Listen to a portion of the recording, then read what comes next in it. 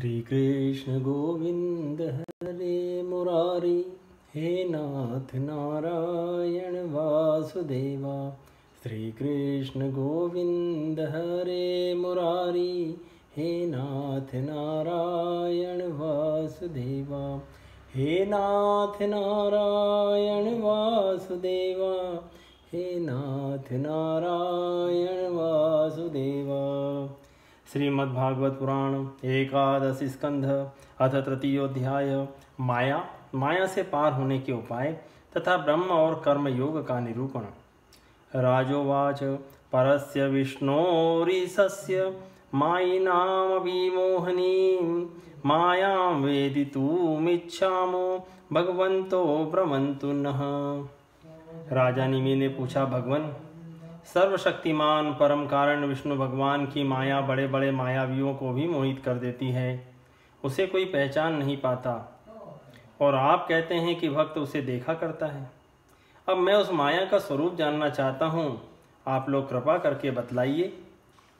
नानुत्रप्ये जुषन युष्मद्वचो हरि कथामृतम संसार तापनी स्तप्तो ताप भेषजम। योगीश्वरों, मैं एक मृत्यु का शिकार मनुष्य हूँ।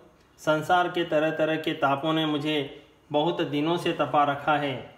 आप लोग जो भगवत कथा रूप अमृत का पान करा रहे हैं, वह उन तापों को मिटाने की एकमात्र औषधि है। इसलिए मैं आप लोगों की इस वाणी का सेवन करते करते तृप्त नहीं होता।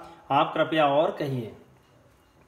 अंतरिक्षुवाच एभिर्भूतानि भूतात्मा महाभूतेर्महाभुज ससर्जो चावचान्याद्य स्वमात्रात्म प्रसिद्धये। एवं सृष्टानि भूतानि प्रविष्टः पंचधातुभिः एकधा दशधात्मानं विभजञ्जुषते गुणान् गुणैर्गुणान् स भुञ्जानात्मप्रद्योतिते प्रभु मन्यमान इदं सृष्टमात्ममानमिह सज्जते। कर्माणि कर्मभिः कुर्वन् सनिमित्तानि देहभृत तत्तत् कर्मफलं ग्रहण भ्रमतीह सुखेतरम्। इत्थं कर्म गतिर्गच्छन् बौवभद्रवः पुमान् आभूत संप्लवात् सर्गप्रलयावनुष्यते वशः। अब तीसरे योगीश्वर अंतरिक्ष जी ने कहा, राजन, भगवान की माया स्वरूपतः अनिर्वचनीय है, इसलिए उसके कार्यों के द्वारा ही उसका निरूपण होता है। आदि पुरुष परमात्मा जिस शक्ति से संपूर्ण भूतों के कारण बनते हैं और उनके विषय भोग तथा मोक्ष की सिद्धि के लिए अथवा अपने उपासकों की उत्कृष्ट सिद्धि के लिए स्वनिर्मित पंचभूतों के द्वारा नाना प्रकार के देव मनुष्य आदि शरीरों की सृष्टि करते हैं, उसी को माया कहते हैं। इस प्रकार पंच महाभूतों के द्वारा बने हुए प्राणी शरीरों में उन्होंने अंतर्यामी रूप से प्रवेश किया और अपने को ही पहले एक मन के रूप में और इसके बाद 5 ज्ञानेंद्रिय तथा 5 कर्मेंद्रिय इन 10 रूपों में विभक्त कर दिया तथा उन्हीं के द्वारा विषयों का भोग कराने लगे। वह देहाभिमानी जीव अंतर्यामी के द्वारा प्रकाशित इंद्रियों के द्वारा विषयों का भोग करता है और इस पंचभूत के द्वारा निर्मित शरीर को आत्मा अपना स्वरूप मानकर उसी में आसक्त हो जाता है। यह भगवान की माया है। अब वह कर्मेंद्रियों से सकाम कर्म करता है और उनके अनुसार शुभ कर्म का फल सुख और अशुभ कर्म का फल दुख भोग करने लगता है और शरीरधारी होकर इस संसार में भटकने लगता है। यह भगवान की माया है। इस प्रकार यह जीव ऐसी अनेक अमंगलमय कर्म गतियों को उनके फलों को प्राप्त होता है और महाभूतों के प्रलय पर्यंत विवश होकर जन्म के बाद मृत्यु और मृत्यु के बाद जन्म को प्राप्त होता रहता है। यह भगवान की माया है।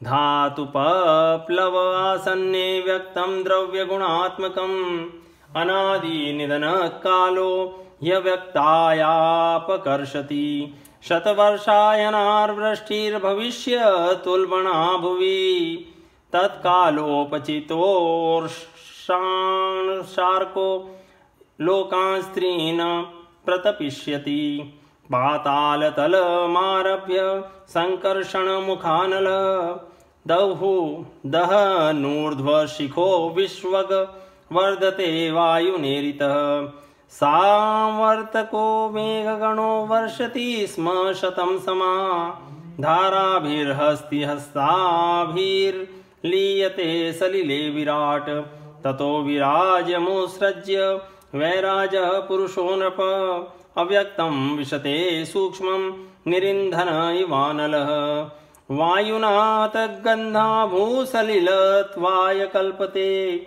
सलिलं तद् घृतरसं ज्योतिष्ठ वायोपकल्पते हृतरूपं तु तमसा वायो ज्योति प्रलीयते हृतस्पर्शो वकाशेन वायुर्नभसि लीयते कालात्मना रतगुणं नभात्मनि लीयते इन्द्रियाणि मनोबुद्धि सवैकारिकैर्नृप प्रविशन्ति हयंकारं स्वगुणैरहमात्मनि।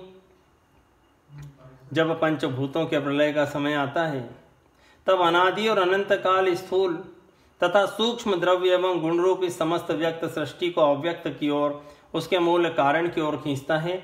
यह भगवान की माया है। उस समय पृथ्वी पर लगातार 100 वर्ष तक भयंकर सूखा पड़ता है, वर्षा बिल्कुल नहीं होती। प्रलय काल की शक्ति से सूर्य की उष्णता और भी बढ़ जाती है और वे तीनों लोकों को तपाने लगते हैं। यह भगवान की माया है।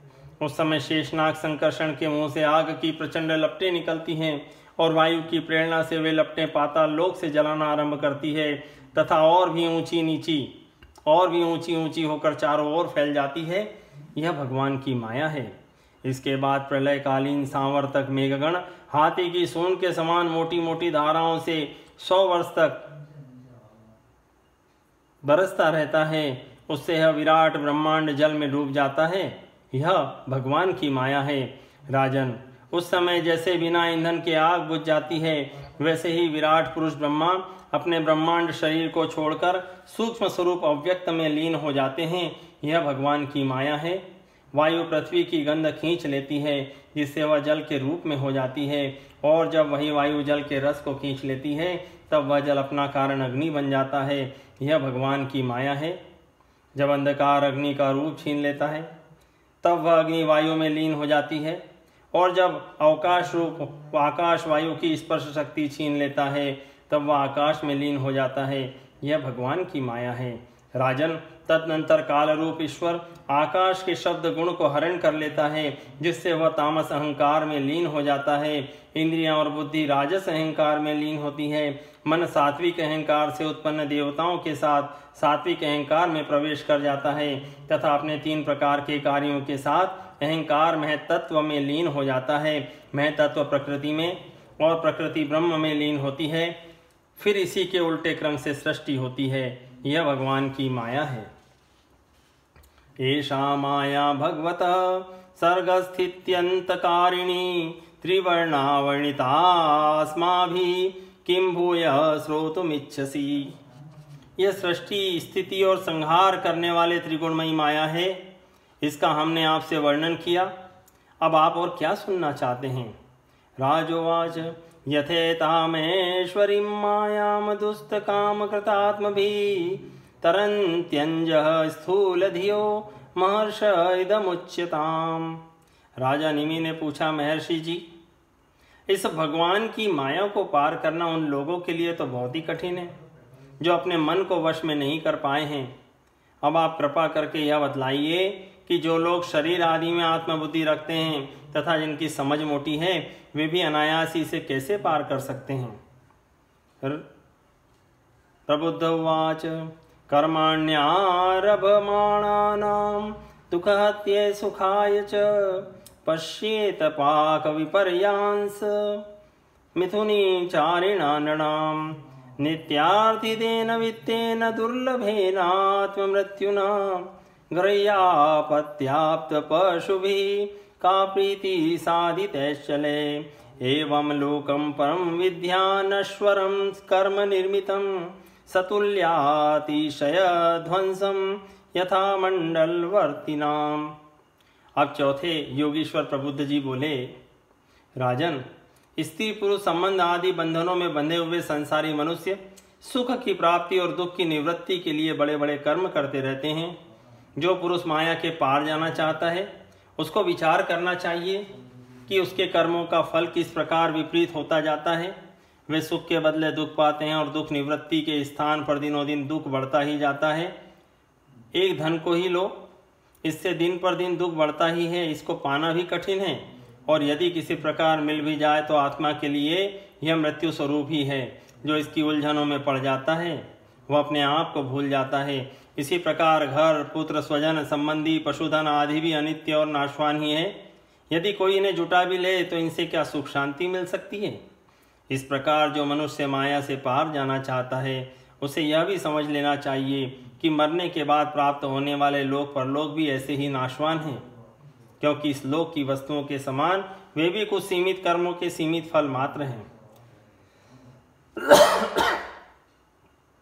वहां भी पृथ्वी के छोटे छोटे राजाओं के समान बराबर वालों से होड़ अथवा लाग डांट रहती है। अधिक ऐश्वर्य और सुख वालों के प्रति छिद्रान्वेषण तथा ईर्ष्या द्वेष का भाव रहता है। कम सुख और ऐश्वर्य वालों के प्रति घृणा रहती है एवं कर्मों का फल पूरा हो जाने पर वहां से पतन तो होता ही है, उसका नाश निश्चित है। नाश का भय वहां भी नहीं छूट पाता।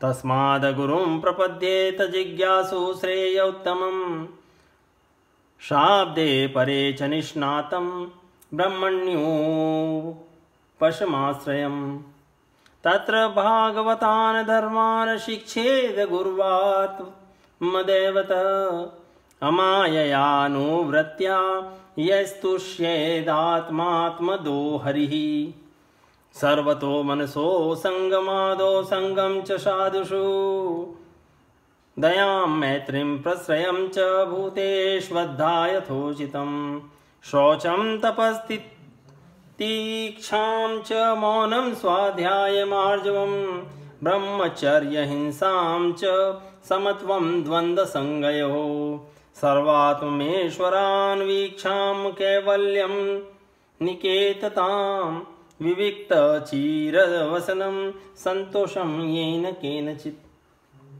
इसलिए जो परम कल्याण का जिज्ञासु हो उसे गुरुदेव की शरण लेनी चाहिए। गुरुदेव ऐसे हों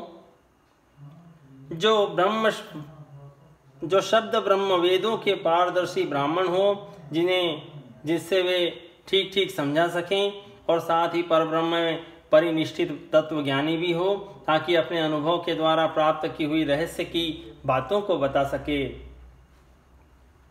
उनका चित्त शांत हो, व्यवहार के प्रपंच में विशेष प्रवृत्त न हो।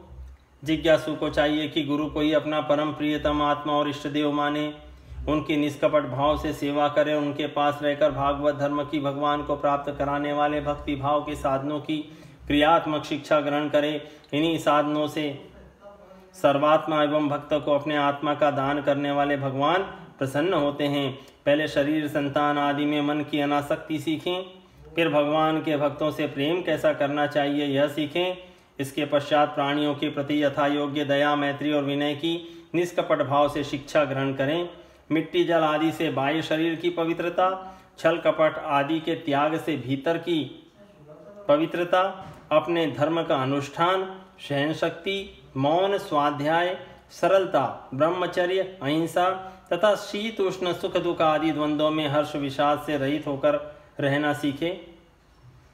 सर्वत्र अर्थात समस्त देश काल और वस्तुओं में चेतन रूप से आत्मा और नियंता रूप से ईश्वर को देखना, एकांत सेवन यही मेरा घर है ऐसा भाव न रखना। गृहस्थ हो तो पवित्र वस्त्र पहनना और त्यागी हो तो फटे पुराने पवित्र चिथड़े जो कुछ प्रारब्ध के अनुसार मिल जाए उसी में संतोष करना सीखें।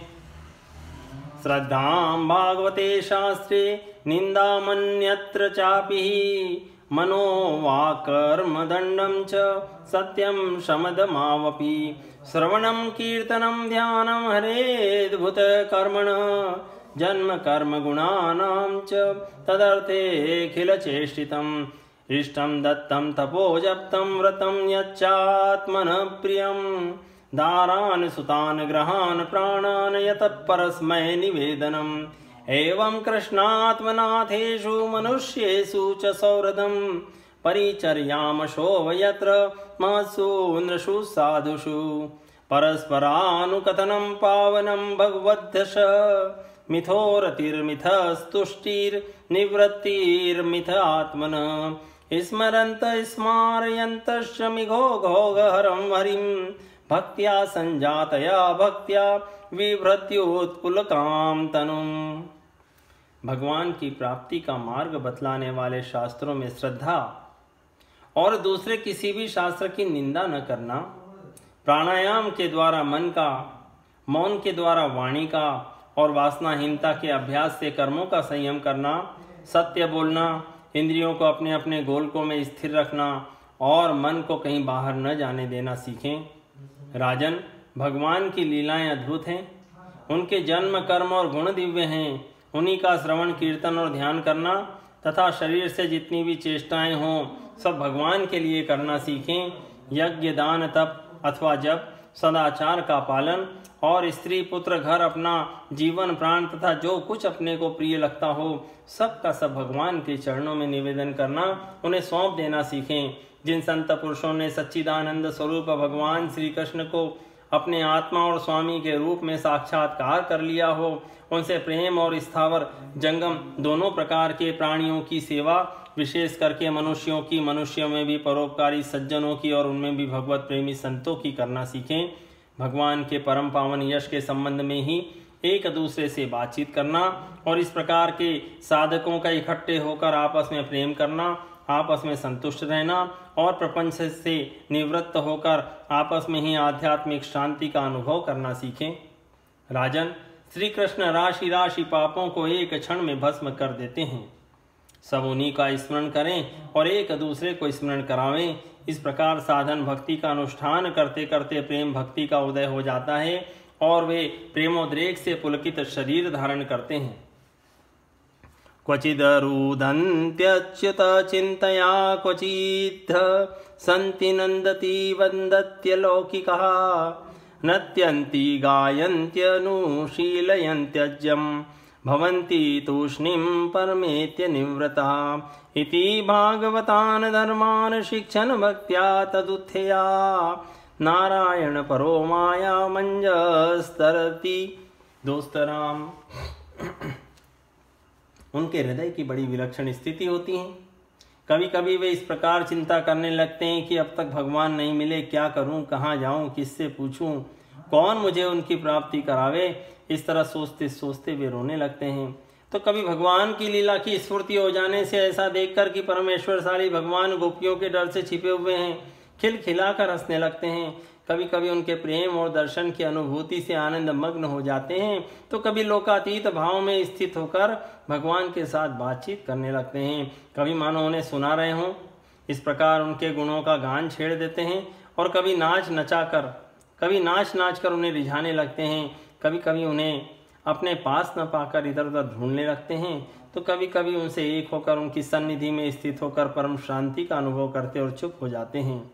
राजन, जो इस प्रकार भागवत धर्मों की शिक्षा ग्रहण करता है उसे उनके द्वारा प्रेम भक्ति की प्राप्ति हो जाती है और वह भगवान नारायण के परायण होकर उस माया को अनायास ही पार कर जाता है। इसके पंजे से निकलना बहुत ही कठिन है।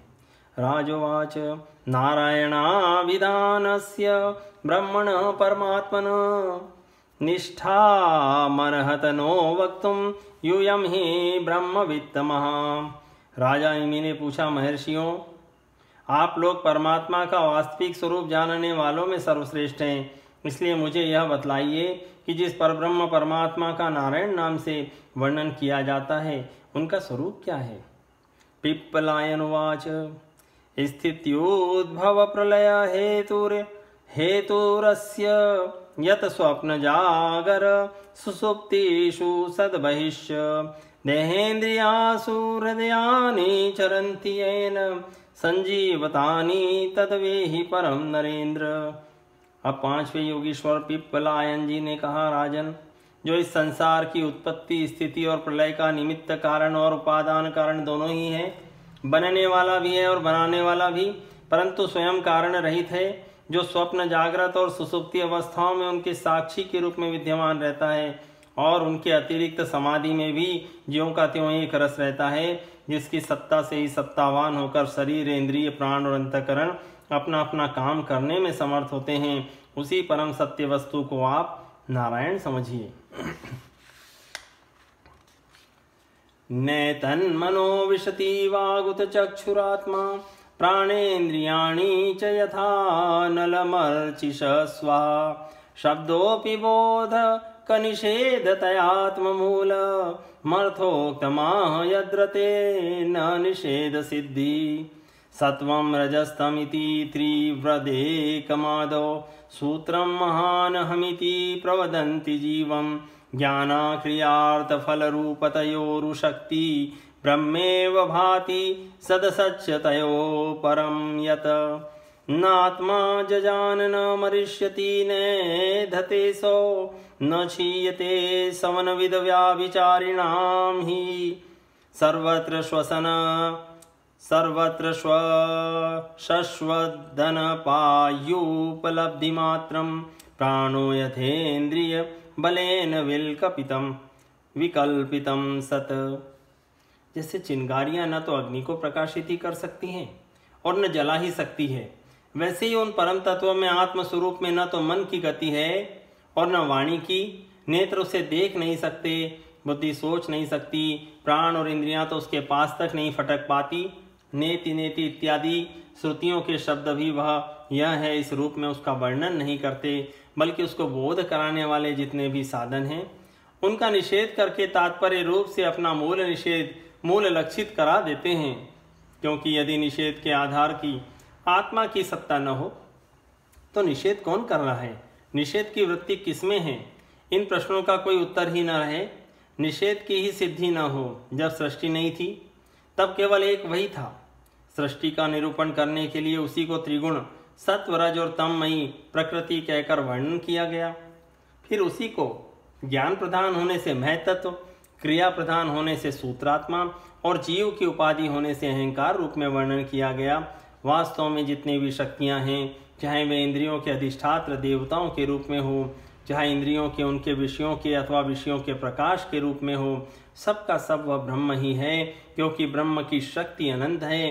कहाँ तक कहूँ, जो कुछ दृश्य अदृश्य, कार्य कारण, सत्य और असत्य है, सब कुछ ब्रह्म है। इनसे परे जो कुछ है वह भी ब्रह्म ही है। वह ब्रह्म स्वरूप आत्मा न तो कभी जन्म लेता है और न मरता है। वह न तो बढ़ता है और न घटता ही है। जितने भी परिवर्तनशील पदार्थ हैं, चाहे वे क्रिया, संकल्प और उनके अभाव के रूप में ही क्यों न हो, सबकी भूत, भविष्यत और वर्तमान सत्ता का वह साक्षी है। सब में है, देश, काल और वस्तु से अपरिछिन्न है, अविनाशी है। वह उपलब्धि कराने वाला अथवा उपलब्धि का विषय नहीं है, केवल उपलब्धि स्वरूप, ज्ञान स्वरूप है। जैसे प्राण तो एक ही रहता है, परंतु स्थान भेद से उसके अनेक नाम हो जाते हैं, वैसे ही ज्ञान एक होने पर भी इंद्रियों के सहयोग से उनमें अनेकता की कल्पना हो जाती है। अंडेषु पेशिषु तरुष्व विनिश्चित शेतेषु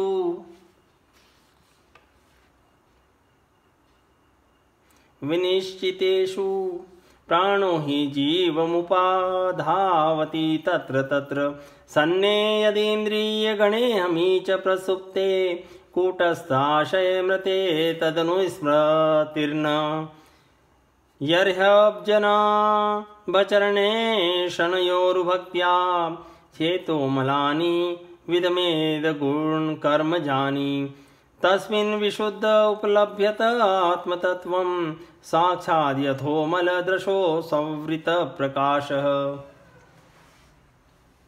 जगत में 4 प्रकार के जीव होते हैं। अंडा फोड़कर पैदा होने वाले पक्षी, सांप आदि, नाल में बंधे पैदा होने वाले मनुष्य, पशु, धरती फोड़कर निकलने वाले वृक्ष और वनस्पति, और पसीने से उत्पन्न होने वाले खटमल आदि। इन सभी जीव शरीरों में प्राण शक्ति जीव के पीछे लगी रहती है। शरीरों के भिन्न भिन्न होने पर भी प्राण एक ही रहता है। सुषुप्ति अवस्था में जब इंद्रियां निश्चेष्ट हो जाती हैं, अहंकार भी सो जाता है, लीन हो जाता है, अर्थात अलिंग शरीर नहीं रहता, उस समय यदि कूटस्थ आत्मा भी न हो तो इस बात की पीछे से स्मृति ही कैसे हो कि मैं सुख से सोया था। पीछे होने वाली यह स्मृति ही उस समय आत्मा के अस्तित्व को प्रमाणित करती है। जब भगवान कमलनाभ के चरण कमलों को प्राप्त करने की तीव्र भक्ति की जाती है, तब वह भक्ति ही अग्नि की भांति गुण और कर्मों से उत्पन्न हुए चित्त के सारे मलों को जला डालती है। जब चित्त शुद्ध हो जाता है, तब आत्म तत्व का साक्षात्कार हो जाता है। जैसे नेत्रों के निर्विकार हो जाने पर सूर्य के प्रकाश की प्रत्यक्ष अनुभूति होने लगती है। राजोवाच कर्मयोगम वदतः न पुरुषो येन संस्कृतः विधूये हाशु कर्माणि नैष्कर्म्यं विन्दते परम्। एवं प्रश्नमृषीन् पूर्वं प्रच्छं पितुरन्तिके न ब्रुवन् ब्रह्मणः पुत्रास्तत्र कारणमुच्यताम्। राजा निमि ने पूछा, योगीश्वरों, अब आप लोग हमें कर्म योग का उपदेश दीजिए, जिसके द्वारा शुद्ध होकर मनुष्य शीघ्रातिशीघ्र परम नैष्कर्म्य अर्थात कर्तव्य कर्म और कर्मफल की निवृत्ति करने वाला ज्ञान प्राप्त करता है। एक बार यही प्रश्न मैंने अपने पिता महाराज इक्ष्वाकु के सामने ब्रह्मा जी के मानस पुत्र सनकादि ऋषियों से पूछा था, परंतु उन्होंने सर्वज्ञ होने पर भी मेरे प्रश्न का उत्तर न दिया। इसका क्या कारण था? कृपा करके मुझे बतलाइए। आर्विहोत्रुवाच कर्मा कर्म विकर्मेति वेदवादो न लौकिकः वेदस्य चेश्वरात्मवात् तत्र मुह्यन्ति सूरयः। अब छठे योगीश्वर आविर्होत्र जी ने कहा, राजन, कर्म शास्त्र विहित, अकर्म निषिद्ध और विकर्म विहित का उल्लंघन, ये तीनों एकमात्र वेद के द्वारा जाने जाते हैं। इनकी व्यवस्था लौकिक रीति से नहीं होती। वेद अपौरुषेय हैं, ईश्वर रूप हैं, इसलिए उनके तात्पर्य का निश्चय करना बहुत कठिन है। इसी से बड़े बड़े विद्वान भी उनके अभिप्राय का निर्णय करने में भूल कर बैठते हैं। इसी से तुम्हारे बचपन की ओर देखकर तुम्हें अनधिकारी समझकर सनकादि ऋषियों ने तुम्हारे प्रश्न का उत्तर नहीं दिया। परोक्षवादो वेदोयम बालानामनुशासनम कर्म मोक्षाय कर्माणि विद्यते ह्यगदं यथा नाचरेदयस्तु वेदोक्तं स्वयं अज्ञो जितेन्द्रिय विकर्मणा ह्यधर्मेण मृत्योर्मृत्यु पुंपैति सः वेदोक्तमेव कुर्वाणो निसंगोऽर्पितमीश्वरे नैष्कर्म्यां लभते सिद्धिं रोचनार्था फलश्रुति याशुहृदय ग्रंथिं निर्जिहीर्षु परात्मन विधिनोपचरेद देवं तंत्रोक्तेन च केशवम् लब्धानुग्रहाचार्यात् तेन संदर्शितागम महापुरुषमभ्यचेन् मूर्त्याभिमतयात्मनः शुचि सम्मुखमासीन प्राणसंयमनादिभिः पिंडम विशोध्य संन्यास कृतरक्षोर्चयेद्धरिम्। यह वेद परोक्षवादात्मक है। परोक्षवादात्मक अर्थात जिसमें शब्दार्थ कुछ और मालूम दे और तात्पर्यार्थ कुछ और हो, उसे परोक्षवाद कहते हैं। यह कर्मों की निवृत्ति के लिए कर्म का विधान करता है। जैसे बालक को मिठाई आदि का लालच देकर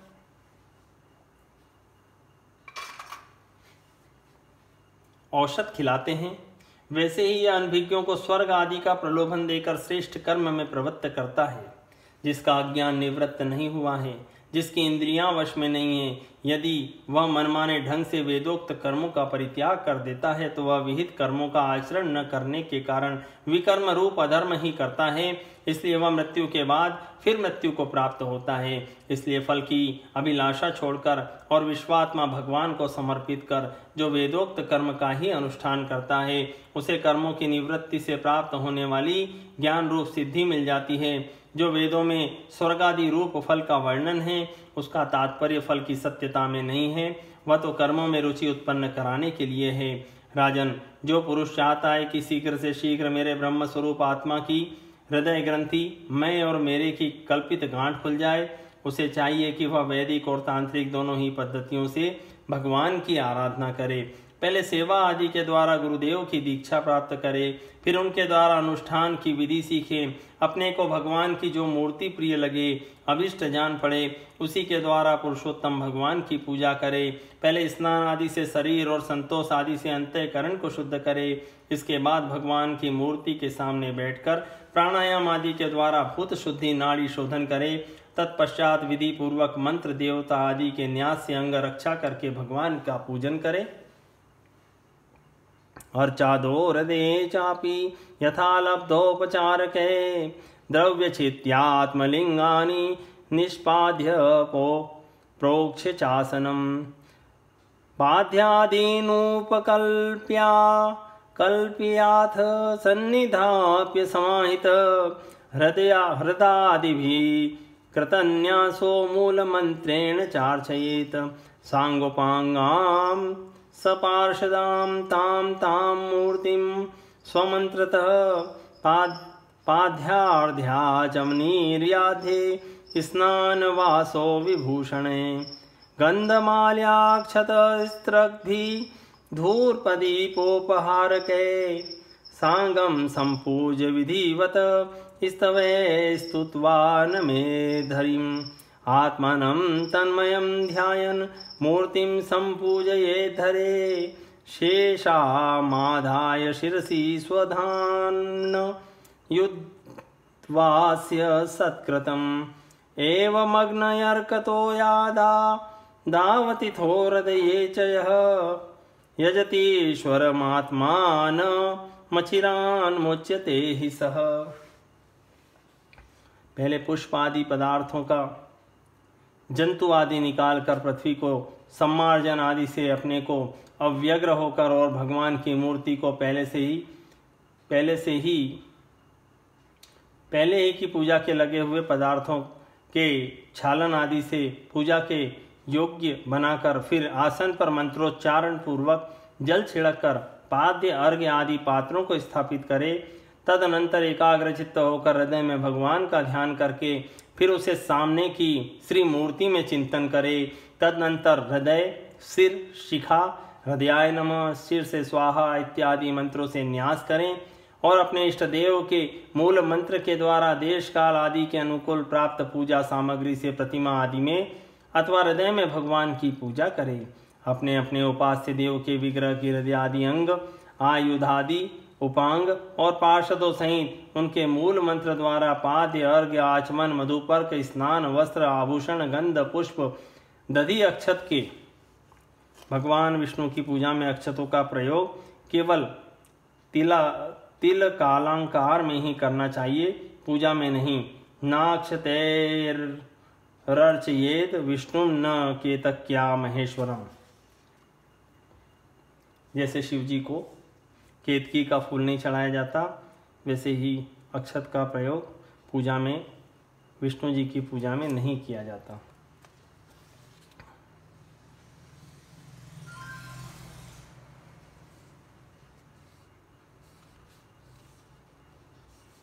तिलक, माला, धूप, दीप और नैवेद्य आदि से विधिवत पूजा करे तथा फिर स्तोत्रों द्वारा स्तुति करके सपरिवार भगवान श्री हरि को नमस्कार करे। अपने आप को भगवान में ध्यान करते हुए ही भगवान की मूर्ति का पूजन करना चाहिए। निर्माल्य को अपने सिर पर रखें और आदर के साथ भगवत विग्रह को यथास्थान स्थापित कर पूजा समाप्त करनी चाहिए। इस प्रकार जो पुरुष अग्नि, सूर्य, जल, अतिथि और अपने हृदय में आत्मरूप श्री हरि का पूजा करता है वह शीघ्र ही मुक्त हो जाता है। इति श्रीमद्भागवते महापुराणे पारमहंस्यां संहितायां एकादश स्कंदे तृतीयोऽध्यायः सम्पूर्णम्।